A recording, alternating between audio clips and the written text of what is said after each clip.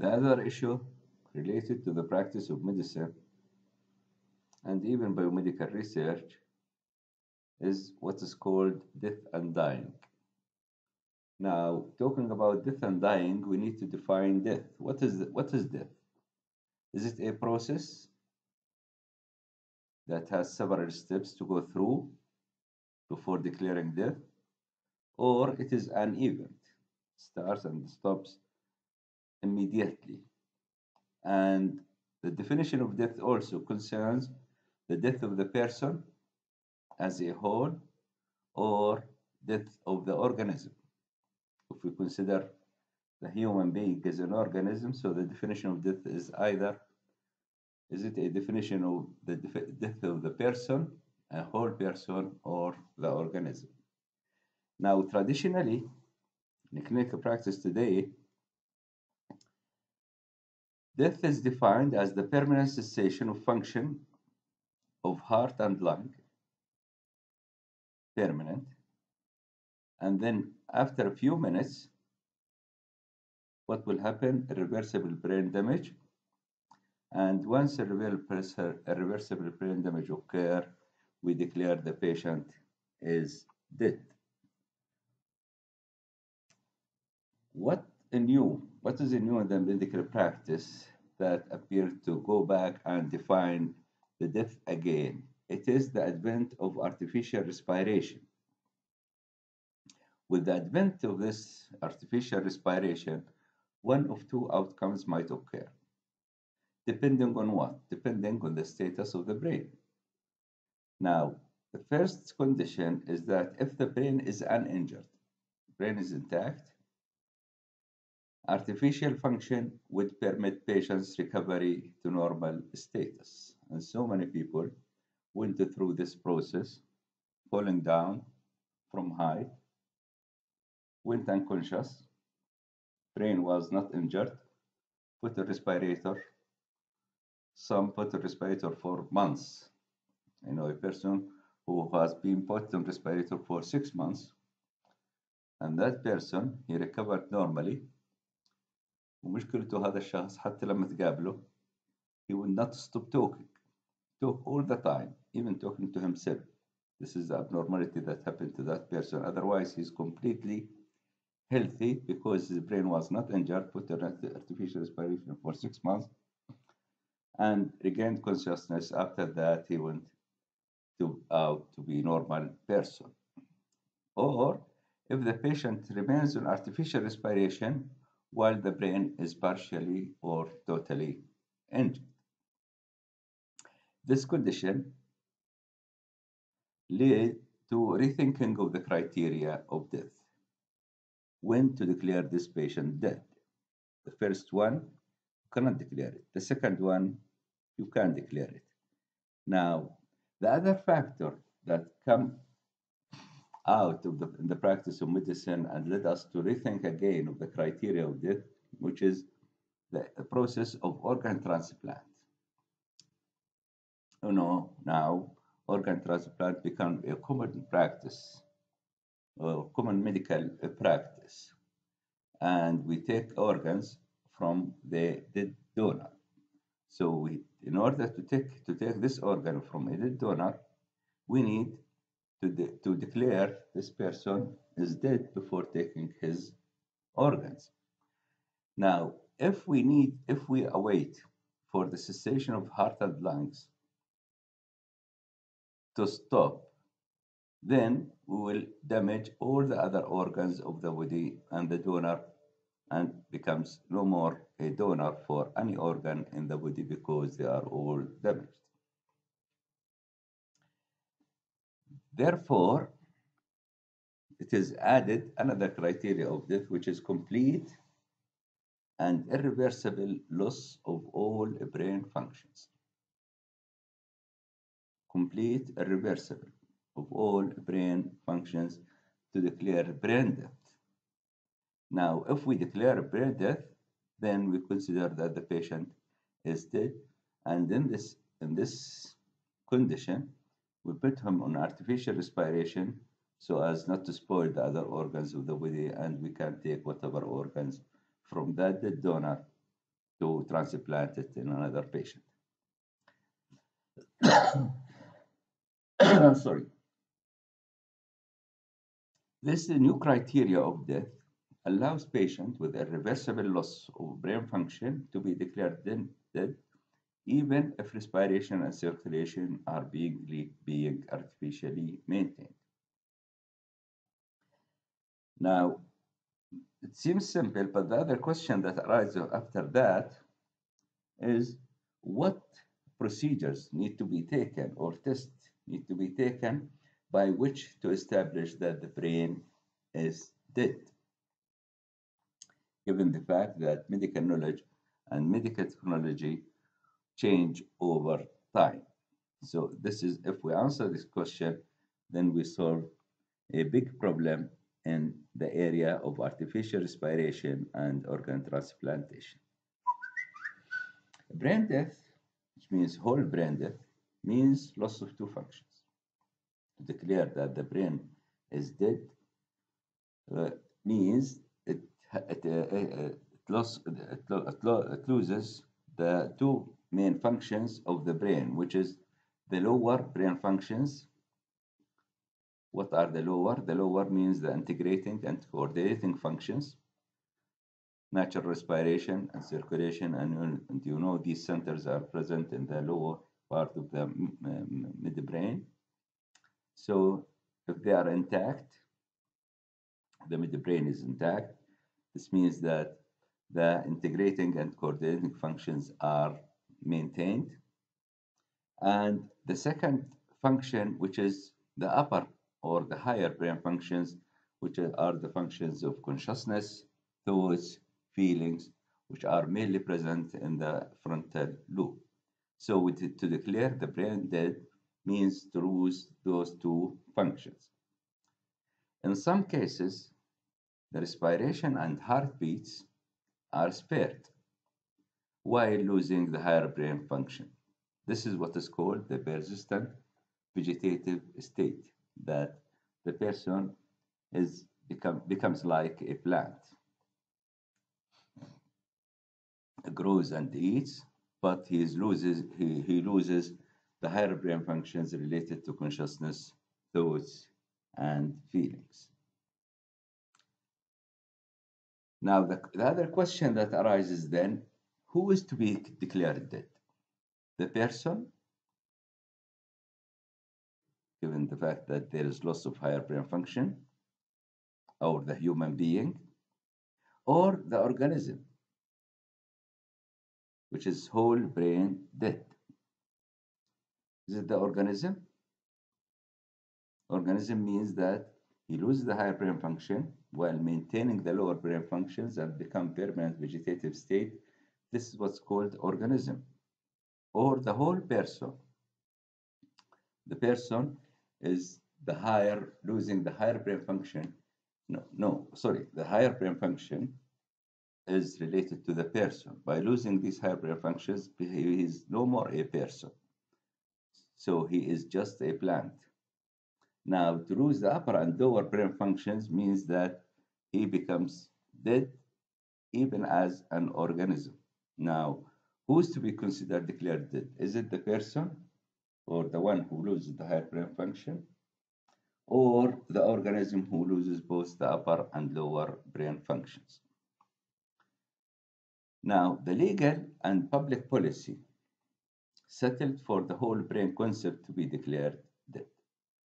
Now, currently, we declared dead for those who lose the upper and lower brain functions, which means that to be declared dead means that the death of the organism, not the person.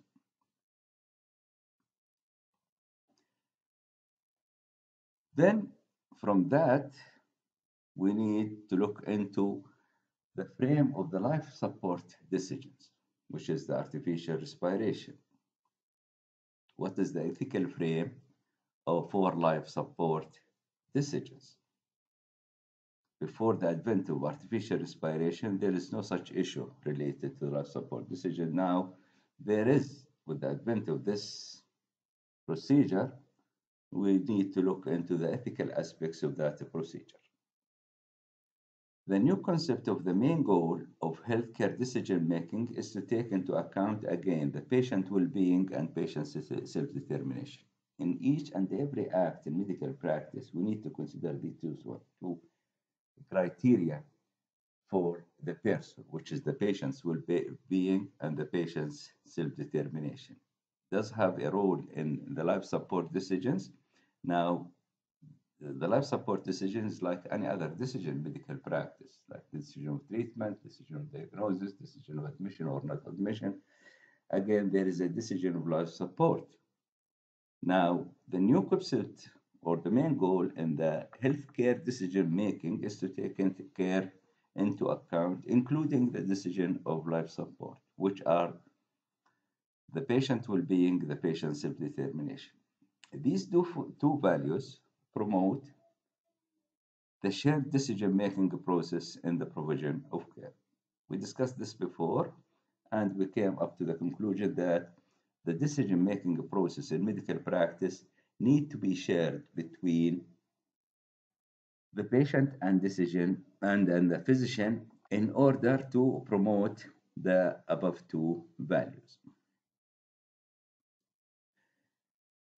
Traditionally, in the medical practice, the concept is to preserve health and life by treating the disease. This is what we do in medical practice. We focus on the disease, we treat the disease, and we consider ourselves by treating the disease or combating the disease, means that we preserve health and life. This is very objective, right? Preserve health and life is thought to be an objective matter and not dependent on patients' preferences and values.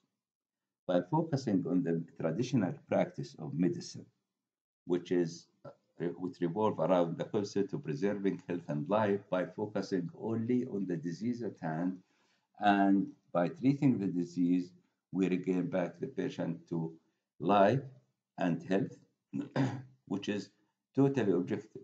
Tell the patient now you are okay objectively, but we did not consider the patient preferences and values.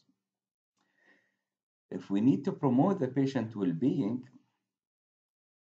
which means that we need not to deny the physician, but at the same time, we need to stress that health and life is of value insofar as they facilitate patient pursuit of his plan in life.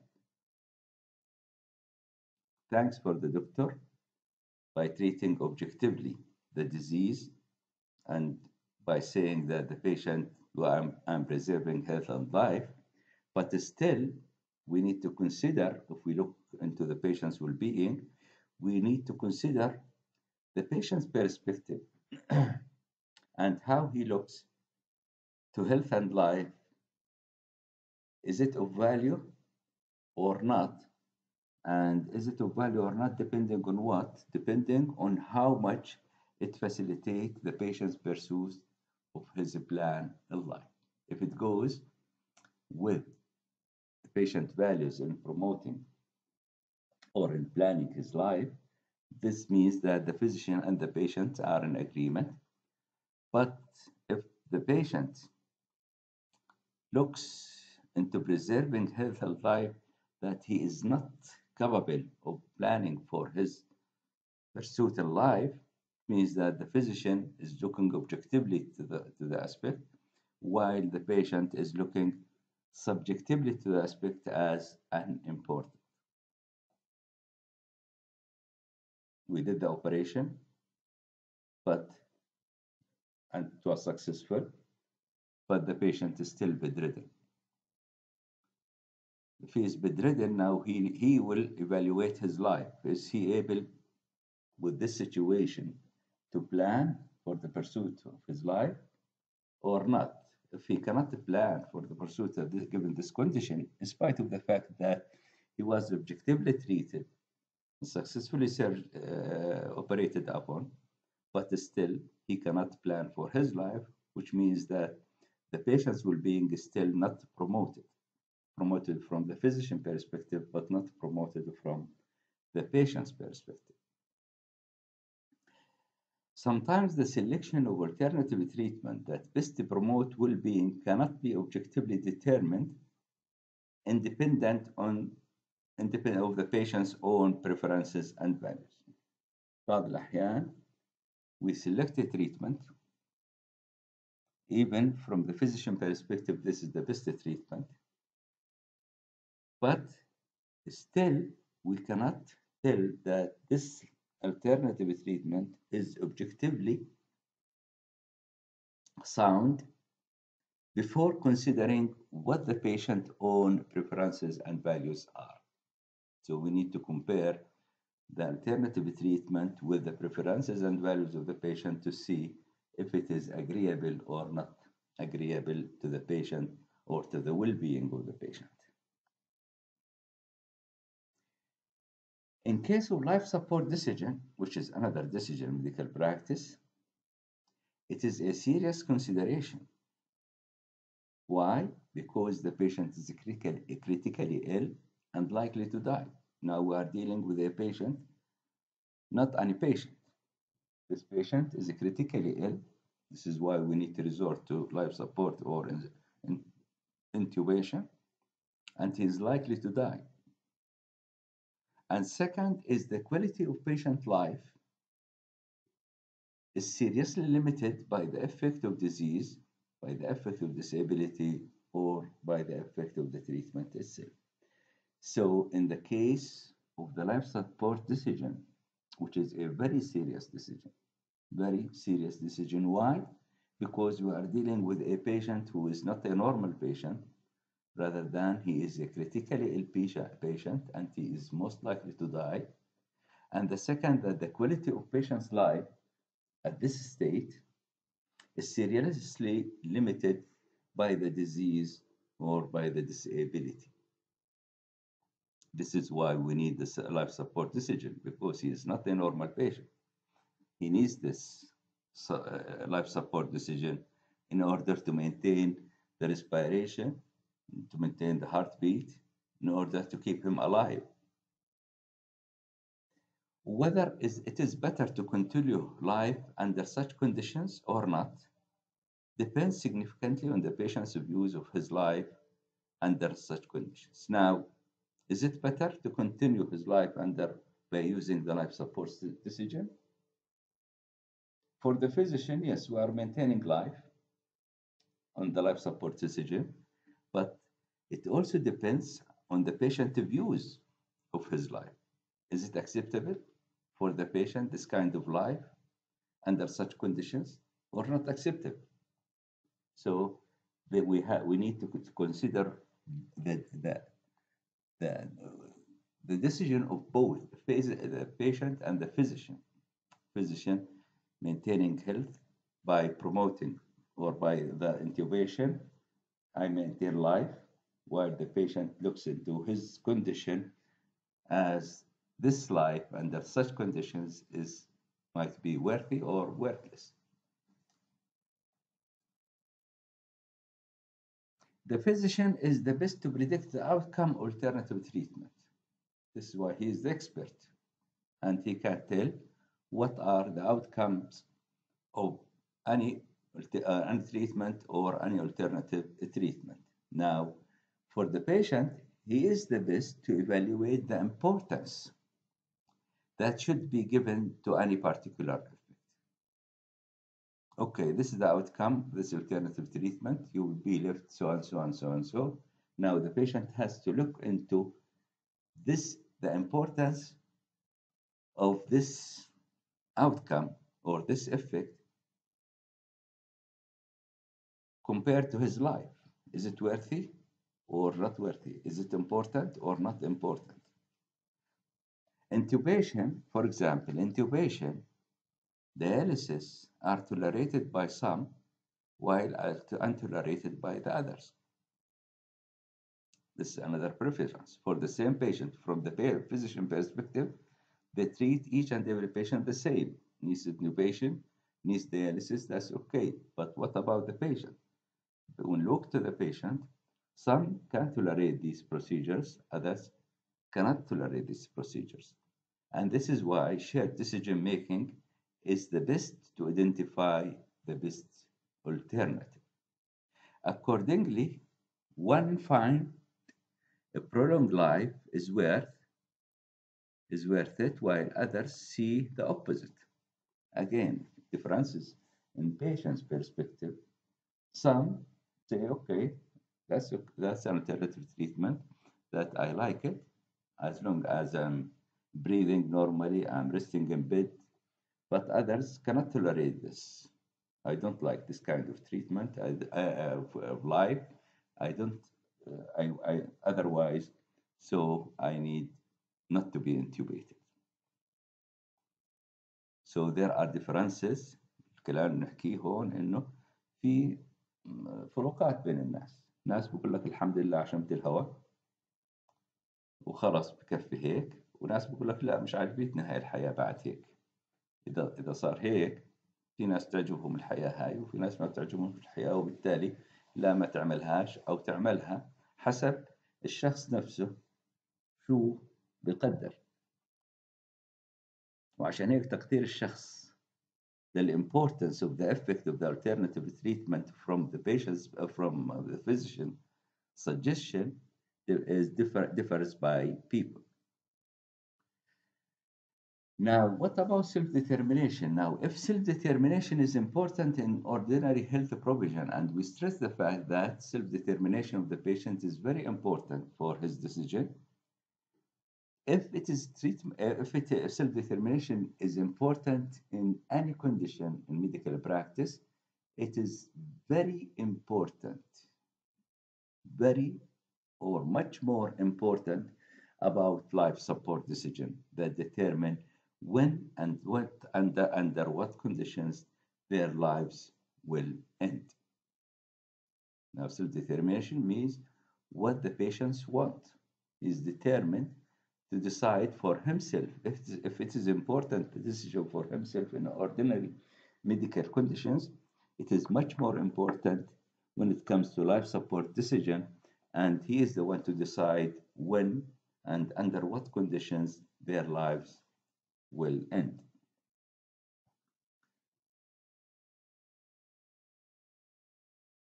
Now, what about the incompetent patient?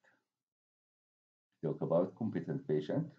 We need to grant patient's well-being and patient self-determination granted as long as the patient is competent. If we are faced with an incompetent patient, the decision of competent patient should be respected, even decisions transferring this right to physician, which is in the paternal model. This is his assent of his decision to the physician. He's transferring his decision to the physician. So the competent patient, whatever decision he takes, should be granted, even the decision of transferring his willingness to the physician. Now, disease tend to compromise patients' ability to participate in decision making. It is not denied that the effect of the disease on the human can compromise the patient's ability to participate in decision making.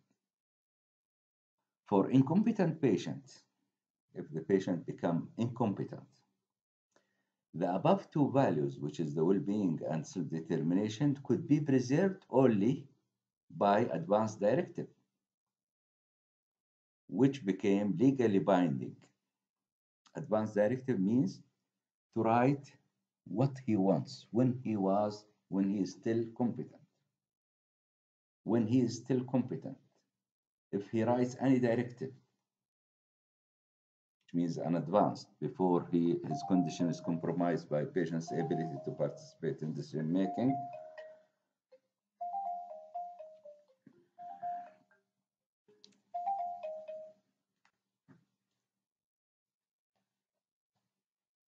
before his condition is compromised, then he can write down an advanced directive telling the physician, if I got incompetent, this is my will, which is the advanced directive, and became legally binding to the physician. If he violates it, This means the court is there.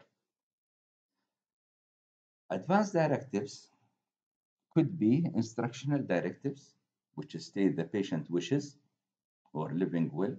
This is what I wish. I write it when I am competent.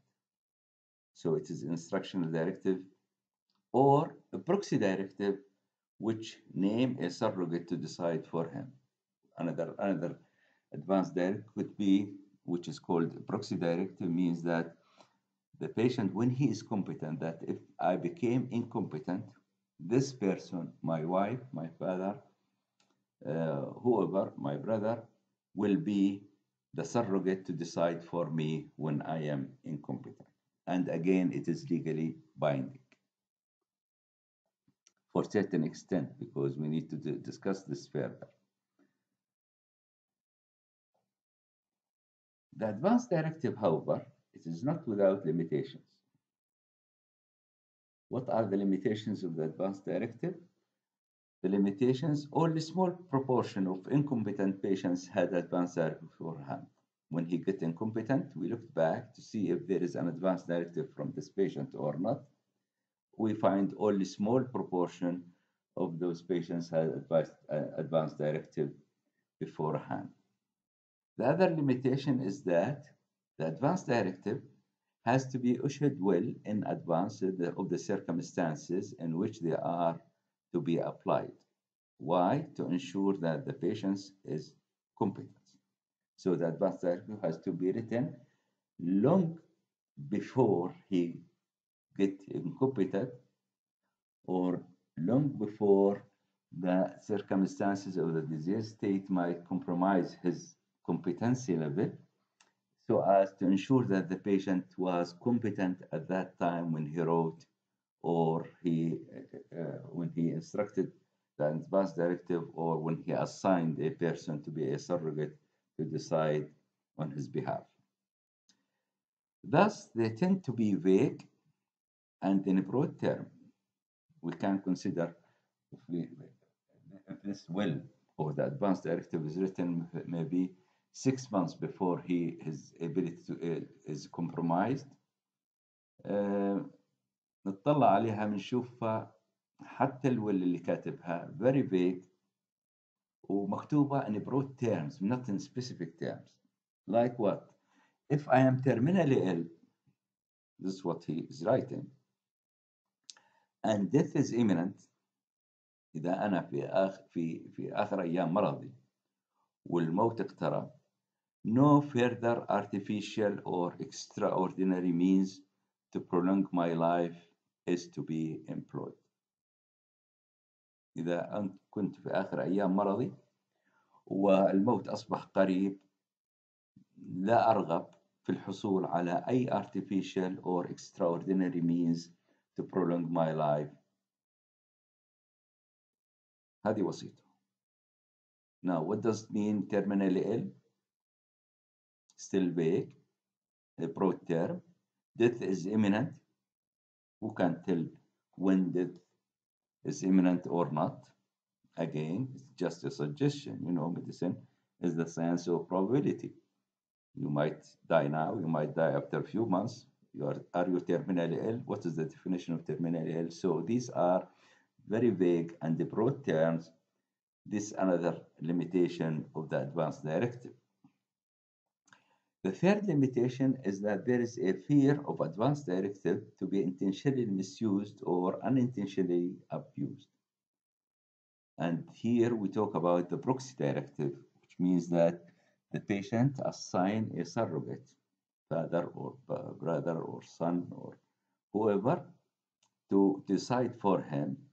Sometimes if he assigned this person to decide for him, sometimes we are afraid that this advanced directive be intentionally misused or unintentionally abused.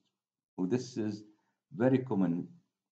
Again, you can see it every now and then. Now, إذا كان الأب مريض ووكل ابنه يقوم عنه ويتخذ القرار, بعض الأحيان يمكن الولد حاب يستعجل موت أبوه, وبالتالي ويقرر إنه لا بلاش تعملوا له انتوبيشن، بلاش تحطوه على ريسبيريتور، بلاش تحطوه على ريسبيريتور، سواء intentionally or unintentionally.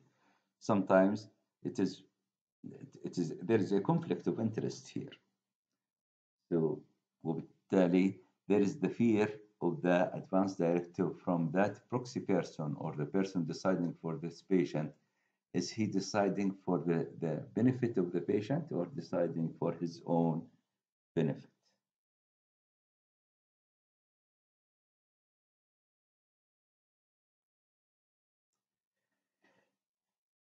What about in absence of advance direction? Then somebody has to decide for him. In absence of advance directive, whether assigning a person to decide for him or instructional written directives. In absence of these, then there should be a person to decide for him. Are we going to put him on respirator or not? Then we need somebody which is called the surrogate. The principle that guides the decision making while taking into account the patient's two values mentioned above is the substituted judgment. Hon, what guides us in the decision making to intubate the patient or not intubate the patient or respirator or not, we need to consider the above two values: the patient's well-being, the patient's self-determination, and the substituted judgment. Substituted means somebody has to decide for him or to judge what is the best for the patient that promote these two values. This is the principle that guide the decision-making process. So the decision-making process given by the surrogate or given by the person who decides for the patient in the decision-making process is guided by the two values of the patient. The surrogate presumably knows the patient's preferences in such situation and decide accordingly, even if this decision is in conflict with other decisions. عادة نفترض أن يكون السرغت هذا أو اللي بنوب عنه أو اللي بيقرر عنه بيعرف المريض وبيعرف رغبات المريض.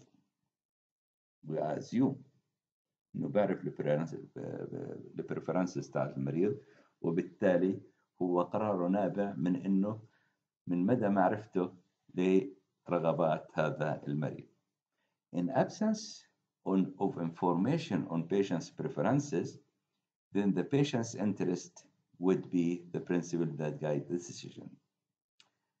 حتى بغياب شو برغب المريض أو ما برغبش، حتى لو السرغت قال والله أنا ما بعرفش شو رغبات هذا المريض، إذن القرارات تون أو المبدأ اللي بيحكم اتخاذ هذا القرار اللي هو intubation or not intubation هو what is best interest for the patient, which is a judgment. The surrogate is usually a family member. Why a family member? Because we assume again that the family member would be the person most accepted by the patient, he knows and cares for the patient the most, and what would he wanted, and we assume that the family is a socially recognized authority of care for its independent member. وبالتالي ما دام داخل العيلة والقرار جاي من داخل العيلة معناته هي العيلة دائما هي اللي بتقرر حتى في الأمور الدنيوية الأخرى وتندرج على القرارات الطبية. But this is not always the case. وهذه fact. Why? Because the family member may have interest that is in conflict with the patient interest. قديش في ناس الأب بيتخذ قرار، الأولاد قرار مش عاجبهم وروحوا بيعملوا عليه حجر صحي. يروحوا بيدعوا إنه هذا مختل عقليا، وبالتالي بحاجة لواحد يقيم قدراته العقلية. Why? Because his interest is in conflict with their interest. And this applies also extends when to intubate or not to intubate. إذا العيلة مستعجلين وإذا الأب ماسك على هالثروة اللي عنده كلياتها وحارم الأولاد لغاية ما يموت، وما عندهوش ادفانس دايركتيف ووقع بحالة بيحتاج فيها انتوبيشن، بعتقد إنه هون صار في interest of the patient و interest of the family member، وأنه بتطغى على الفاميلي ممبرز قرارات مصلحتهم ولا مصلحة مريضهم هي اللي بتقرر، وبالتالي بعض الأحيان ممكن يكون القرار ضد مصلحة المريض تماما ومع مصلحة اللي بده يقرر عنه. In this case, the physician directly responsible. Now, where are you as a physician from this decision that appears to be in conflict between the patient interest and the surrogate interest? Where are you? Now, in this case, the physician directly responsible for the patient is obliged for the welfare of the patient, even by appealing the court. Now, you are the observer. If the decision by the surrogate appears to you that is in conflict with the patient interest, you cannot stand and you cannot grant it. It is not legally binding. Remember, we said that it is legally binding by the surrogate. No, it is not legally binding. Here, you are obliged for the welfare of the patient to interfere in the surrogate decision, even if it reached to the court. Even if it reached to the court. If the family member insisted on that procedure, you see it is against the welfare of the patient, then you can sue them. You can sue them that their decision was wrong, or you can avoid doing what they want. Even if they sue you to the court, you can appeal to the court and see that it is against the welfare, to ensure that you are talking for the welfare of the patient. Now, there are certain controversies that arise from the surrogate decision.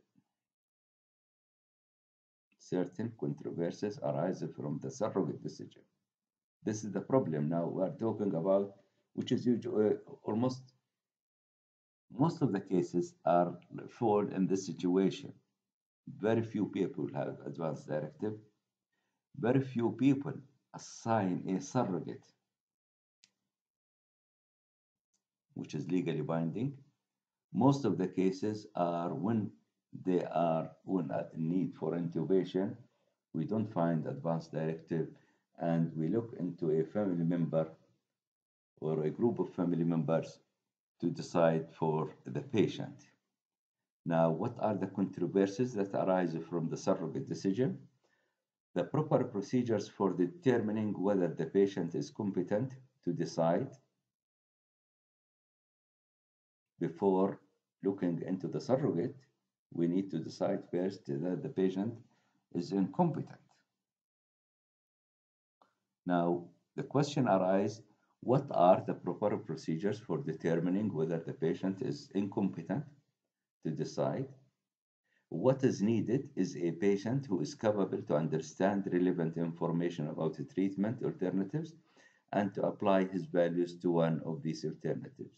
If he can, and remember, we talked about the elements or standards of competence. Now, what we need, a patient who understands relevant information about the alternative and apply his values to one. When and to what extent the decision of family member should be given weight. So these are the controversies around the surrogate decision. The first is the proper procedures to be used to determine whether the person is competent or not. And the second, when and to what extent the decision of the surrogate need to be given weight. Again, in what cases and to what extent it is desirable or even required to involve others with family medicine, with family decision. Hospital ethical committee, the court to review the decision, when. And so these are the controversies. Controversies means we need judgment about these things that arise. What are the procedures to be taken to determine the patient is competent or not? Now, what is the level of competency required by the patient to decide? And we talked about in the informed consent, this is a controversy. Now, how much weight should I give to the decision of the surrogate? When should I interfere? What and when? And in what cases sometimes the physician and the surrogate decide on something that we need again to take the opinion of people, other people to help us in the decision, like the hospital ethical committee. دائما في المستشفى في لجنة الأخلاقيات في المهنة. هل هذا القرار اللي اتخذه السرقة أخلاقي ولا مش أخلاقي؟ الطبيب واختلف مع السرقة، وبالتالي الهوسبيتال ethical committee can be called upon to give her opinion. أو sometimes حتى إنك تروح على الكورت، وكثير في قضايا بتصل المحاكم مشان to review the decision whether it is for the benefit of the patient or in conflict with the benefit of the patient. These are certain controversies that arise from the surrogate decision.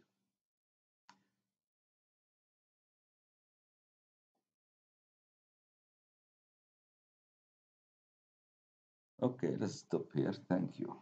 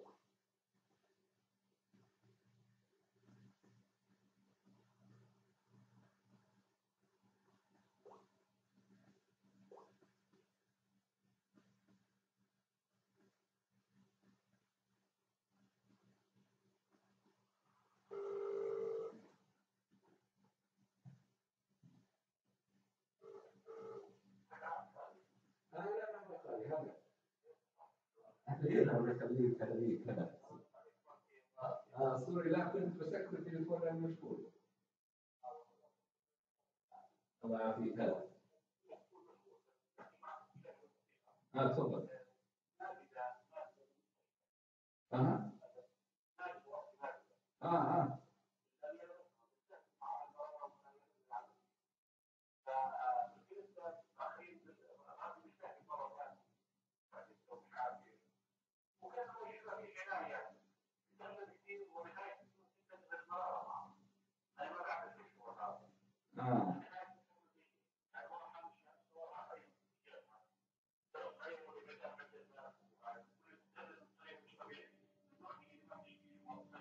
اه اه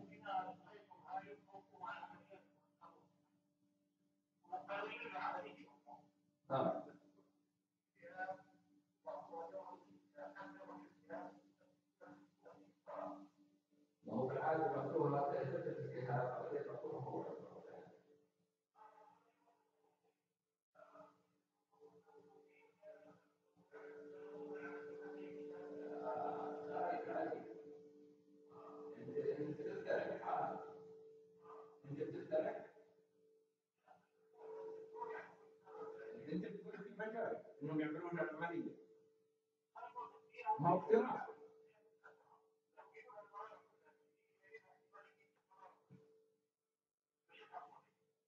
طيب ما دام هيك خلينا احكي لك القصه، لانه آه، اولا اذا ملتهبه لا ينصح باجراء العمليه، وبالتالي تسريع باجراء العمليه بتقوله انت مش صح،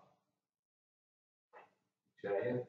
وبالتالي لازم يعالجوها اول، لازم يعالجوها اول لغايه ما تهدى، وبعدين بعد ما تطيب وكل شيء وخلص بحددوا لها يوم تيجي وهي عافيه ما فيهاش ولا شيء،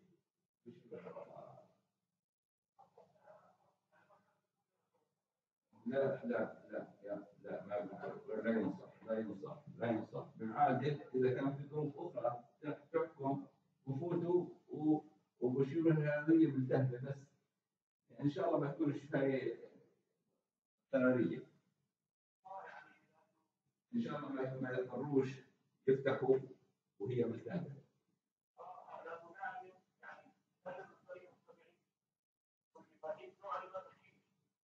كان البص المرارة معروف، بس هسه خلينا نحكي مع الجراحة هناك. باطني من الجراحة.